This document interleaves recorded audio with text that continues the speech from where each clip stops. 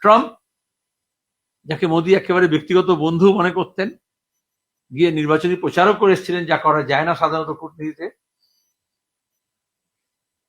হুমকি দিচ্ছেন।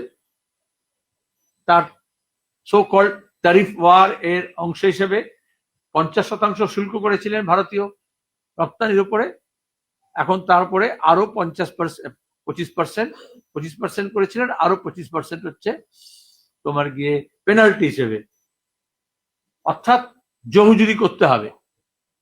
আমরা বামপন্থীরা প্রথম থেকে বলে এসছি, মার্কিন সাম্রাজ্যবাদের চরিত্র আমরা জানি, সাম্রাজ্যবাদী শক্তি গোটা দুনিয়াকে কিভাবে লুট করেছে আমরা জানি, এবং সেই লুটের সেই আধিপত্যকে বজায় রাখতে চায়, তার চেষ্টা করছে এটা জানি।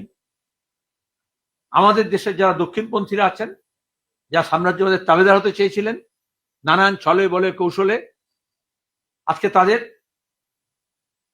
নিজেদের একটু ইন্ট্রোস্পেক্ট করার দরকার আছে। বামপন্থীরা প্রথম থেকে আমাদের দেশের স্বার্থ সম্পর্কে সচেতন, দেশের কৃষি, কৃষক, মজুর, আমাদের ব্যবসা, আমাদের বাণিজ্য,